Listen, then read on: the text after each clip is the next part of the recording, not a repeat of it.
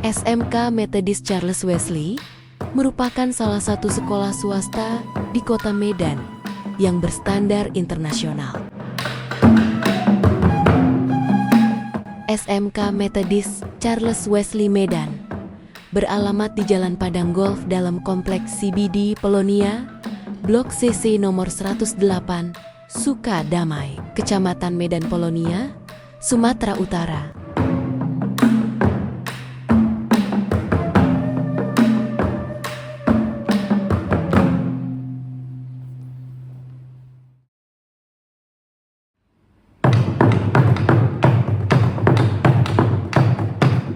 Sekolah ini merupakan bagian dari lembaga pendidikan di bawah naungan Gereja Methodist Indonesia. Sekolah ini mulai berdiri di tahun 2009. Dulunya, sekolah ini berlokasi di Gereja Methodist Merak Jingga yang beralamat di Jalan Merak Jingga nomor 5. Pada kesempatan ini, saya menjumpai guru mata pelajaran musik tradisional, yaitu Bapak Daniel Gerning. Beliau juga merupakan salah satu alumni dari etnomusikologi USU pada tahun 2000.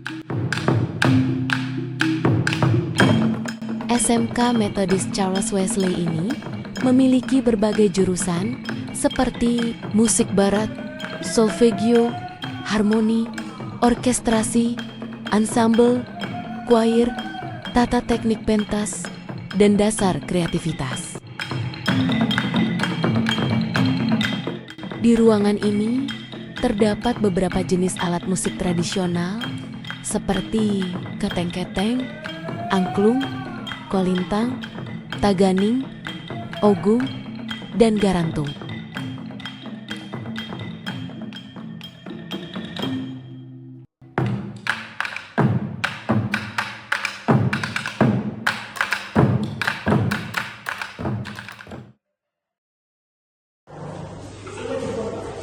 Jumlah siswa di SMK ini tidak banyak seperti SMK yang lain. Hanya ada sebanyak 18 orang. Di kelas 10, hanya ada 3 murid. Di kelas 11 ada 6 murid. Dan sisanya, di kelas 12 ada 9 murid. Nah, kakak ini datang dari jurusan ilmu psikologi. Kebetulan bapak juga alumni dari sana. Ya, nah, tertarik untuk mengangkat taganing secara khusus, artinya mengangkat musik di sekolah kita ini, tapi khususnya taganing. Nah, bagaimana proses pembelajaran di awal, apa tingkat kesulitannya, apa peranan dia dalam ensemble musik. Nah, mungkin itu salah satu yang melakukan dengan kakak ini, ya. Nah, nanti kalau ada di antara kalian yang diwawancara nanti, jawablah apa adanya. Nah, jangan cerita ke bapak, ya.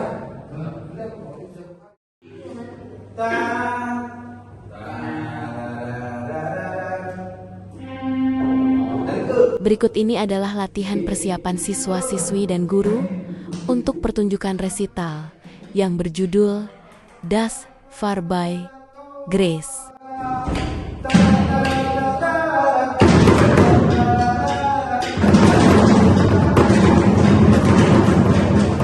Di pertunjukan resital yang akan digelar mendatang, siswa-siswi membawakan 3 lagu dalam bentuk perkusi.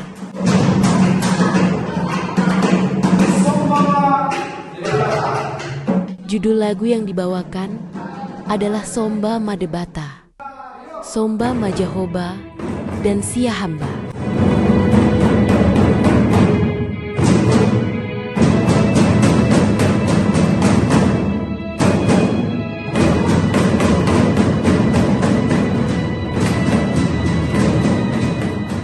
Pada awal proses pembelajaran taganing, guru mempraktikkan cara mempelajari taganing kepada siswa-siswi.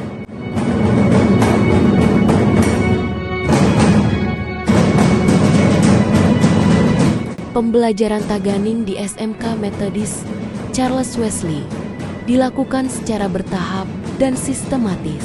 Tujuannya agar siswa mampu memahami tidak hanya di teknik permainan, tetapi juga memahami fungsi dan nilai budaya yang terkandung di dalamnya.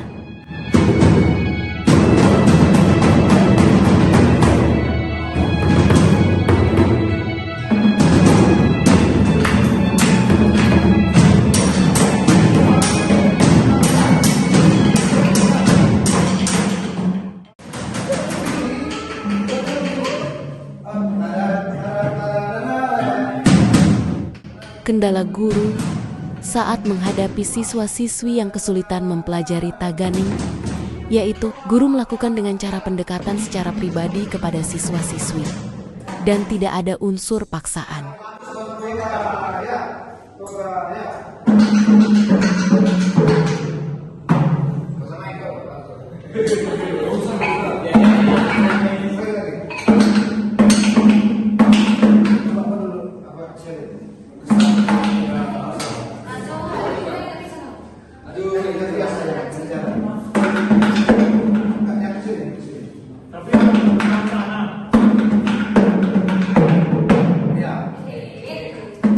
Kesulitan siswa-siswi hanyalah sedikit di bagian ritme, dikarenakan ada beberapa ritme yang harus dipelajari.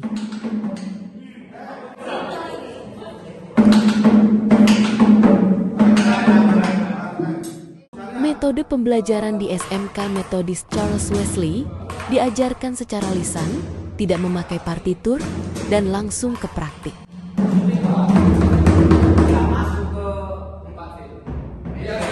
Karena memang filenya biasa manusia ditambah 4, 6, 8, 12. Berarti waktu,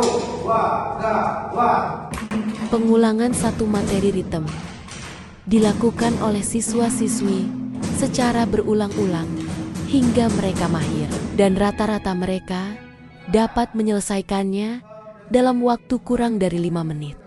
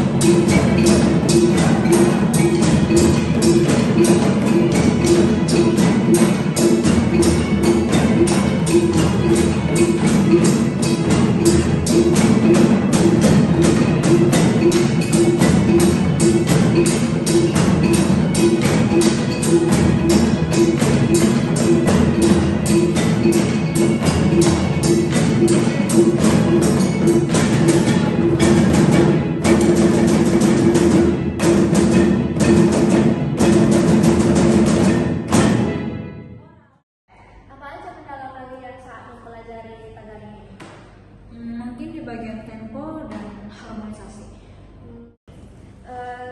Kakak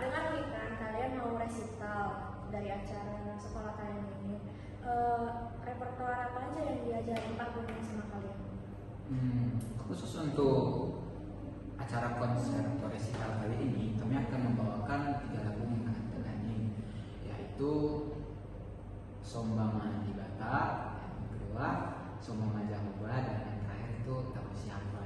Berarti ada 3 lagu. Ada 3 lagu. Kalau kamu sendiri bermain alat musik apa? Saya bermain keyboard sebagai keyboard. ya, lead melodi lah. Kalau Chelsea di? Saya di Tangerang. Oh, di Tanzania. Berarti diajarin juga ya sama bapak itu sampai bisa ya kalian diajarin. Ada nggak sih teman kalian kayak yang bukan suku Batak Toba, kayak kamu sendiri suku Tionghoa gitu, yang dia kayak gak mau menerima gitu musik Tanzania ini? So far terima Aja berarti mereka enjoy juga menerima ini ya, nggak ada yang sampai menolak itu, nggak ada ya. Kalau kesulitan sampai diajarin bapak itu juga ya, sampai bisa lah ya. Teori atau metode pembelajaran seperti apa yang bapak buat? Ya seperti jumlahnya semuanya diajarkan secara lisan, artinya tidak pakai partitur. Bisa dibilang mengajarnya secara lisan dan langsung praktek gitu. Apa aja yang bapak ajarin? Yang pertama, sebelum masuk ke praktek ini, saya mengajarkan tentang gondang ini sendiri secara teori, berasal dari mana, manfaatnya, masuk organ-organnya, juga fungsi gondang ini dalam ensemble musik gondang Sababuna. Setelah mereka paham itu, barulah masuk ke alat-alat musik, ya misalnya gong, garantung, seruling, dan alat-alat musik tradisional lainnya itu secara teori. Nah, lalu kita jelaskan juga setiap peranan setiap alat musik tersebut. Contohnya gong ini kita jelaskan juga nama-namanya apa, fungsinya apa. Nah, baru praktek dalam pembelajaran ini karena kita bukan gimana ya, bukan fokus kepada repertoar, jadi menekankan berbagai ritme yang ada di gondang. Ya fokusnya ke itu. Iya. Berarti ini sebelumnya bapak kenalkan juga tentang Tagari ini sama murid-murid. Iya benar. Antusias mereka kalau mau mulai belajar Tagari itu kayak apa? Tentu kita harus mempraktekannya dulu biar mereka tertarik. Nah setelah mereka melihat, lalu ada niat untuk mempelajarinya, untuk memperdalam. Begitu. Berapa persen praktek dan berapa persen teori kira-kira yang bapak kasih sama murid?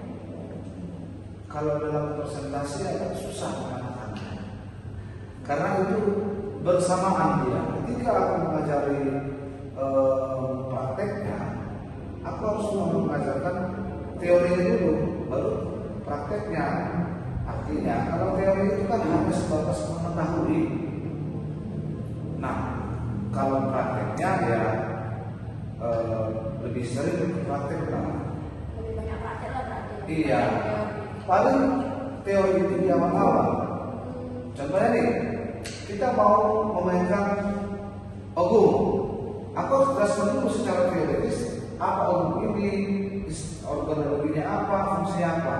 Udah, hanya selesai itu udah praktek terus. Begitu ya. Kendala bapak menghadapi siswa-siswi ini untuk mempelajari Tagari ini apa aja?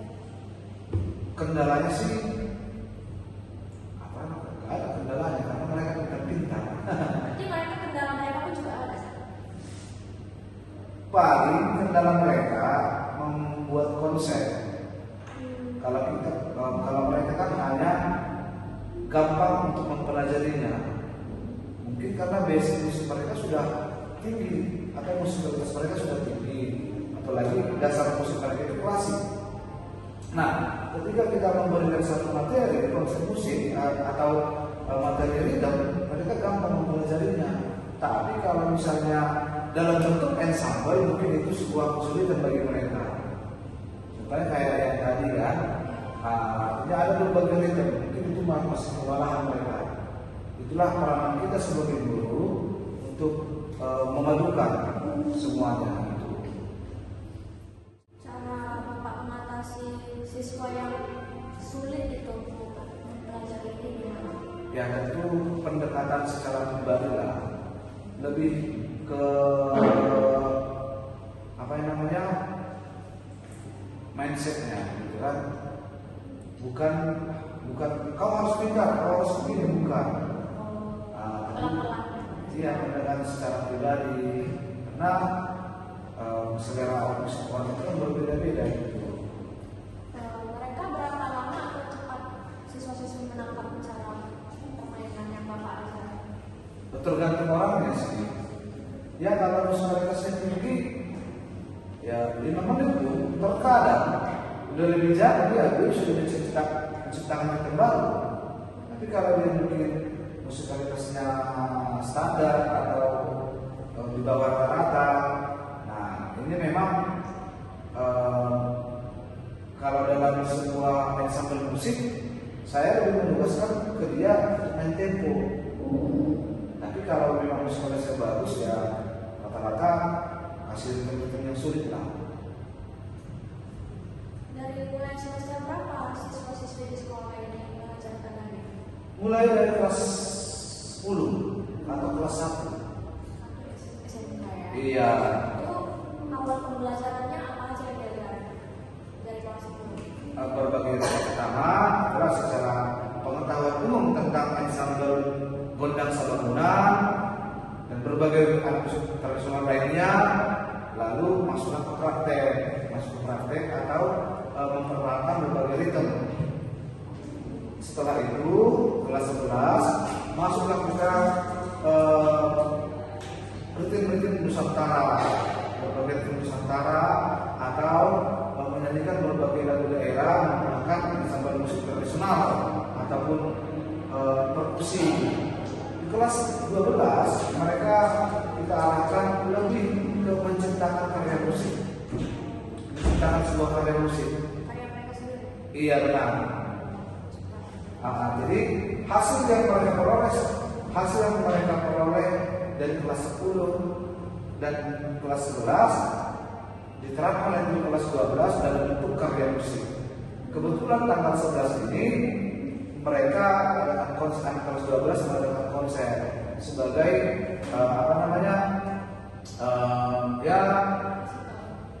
ya seperti sebenarnya sekarang. Tapi mereka kalau Bapak ajarin itu langsung kalau dirata-ratakan rata-rata ini udah nangkep kan? Iya benar. Pak positif apa yang didapat dari siswa-siswi belajar tari ini?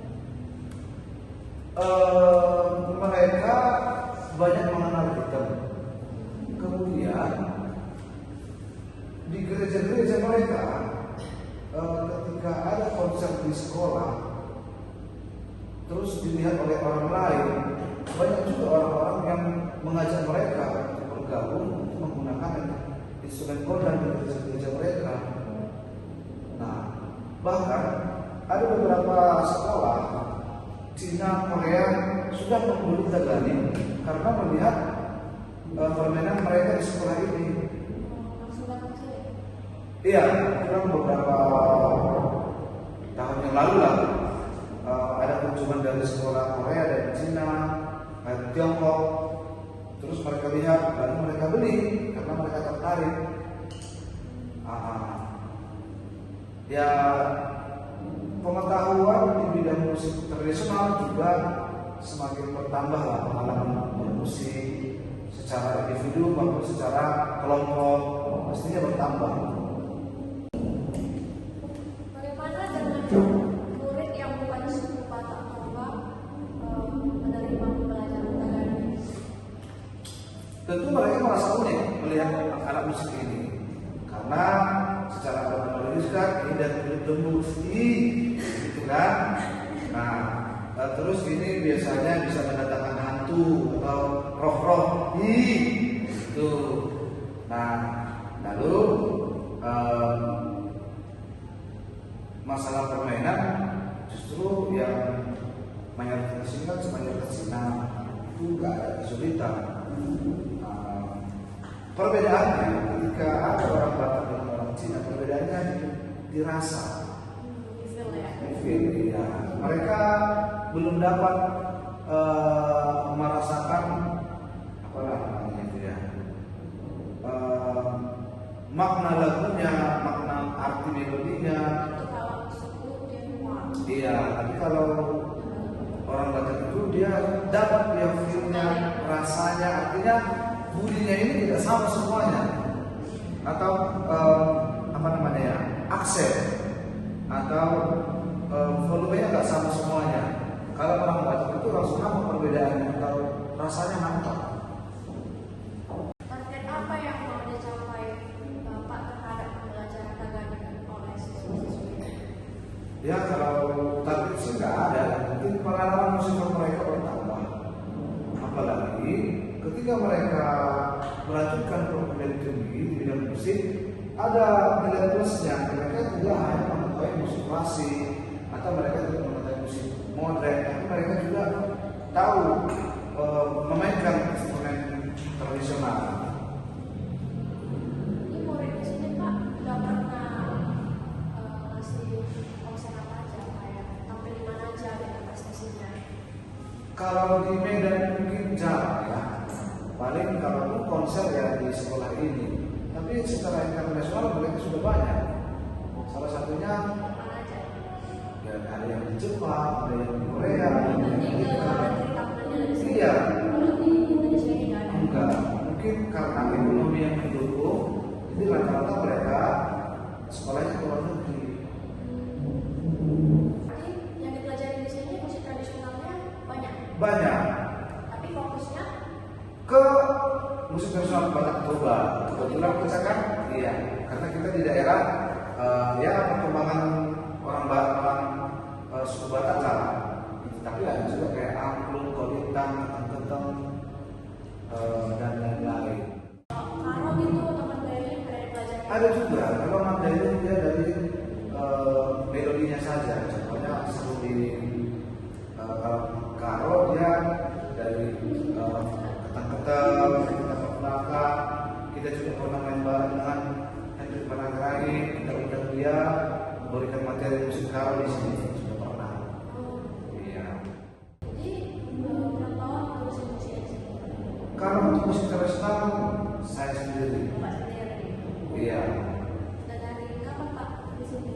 2011 Sudah sampai sekarang. sampai sekarang.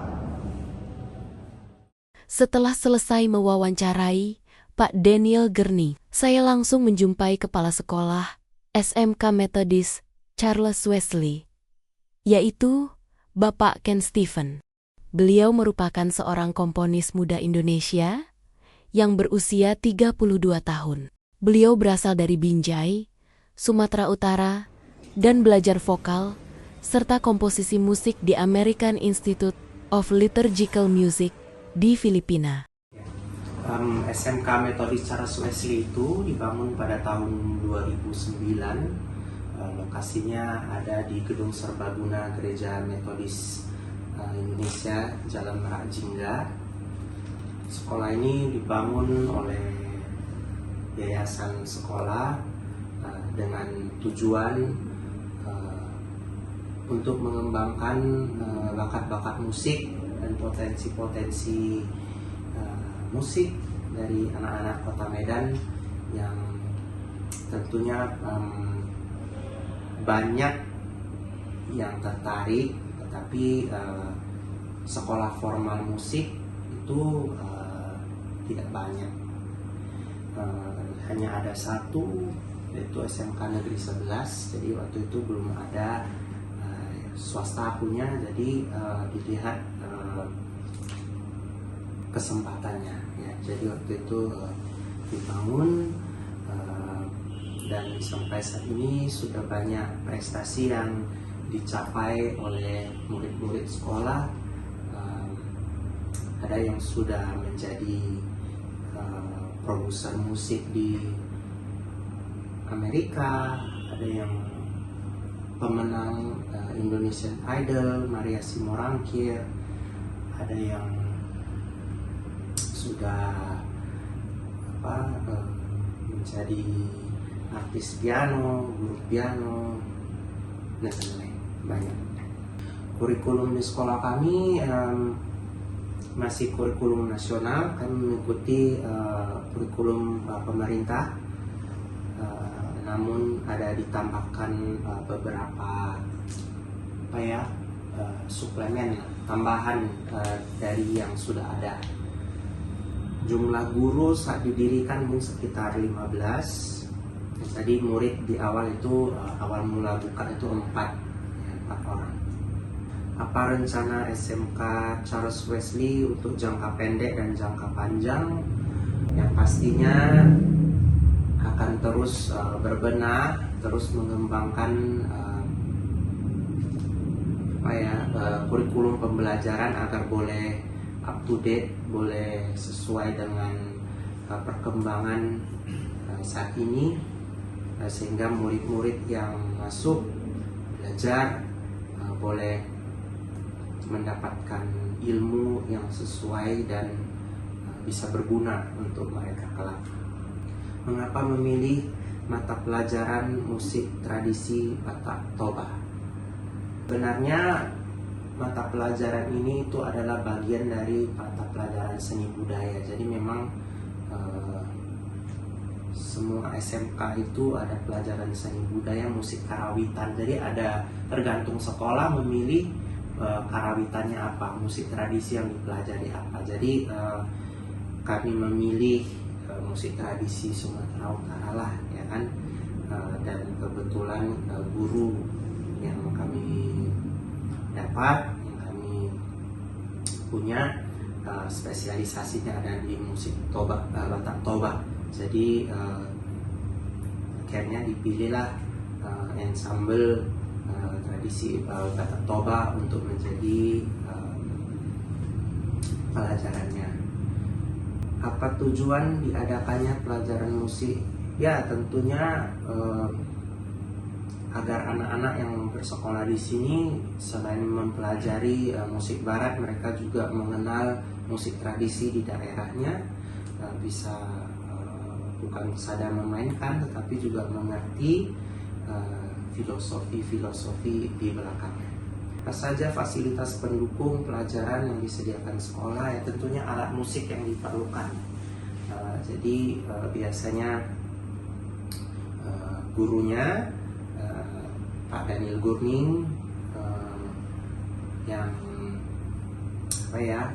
sudah merencanakan RPP, apa yang mau dipelajari, apa kebutuhan alatnya, itu disampaikan ke sekolah, dan sekolah berusaha untuk menyediakan alat-alat tersebut.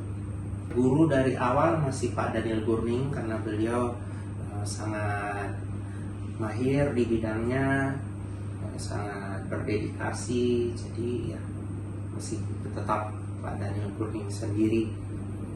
Berapa banyak alumni untuk sampai saat ini? Jumlah siswa kami yang tercatat ada sekitar 121 orang. Bagaimana apresiasi sekolah terhadap prestasi murid? Ya tentunya sangat bangga ya kalau muridnya berprestasi. Sekolah mengapresiasi murid-murid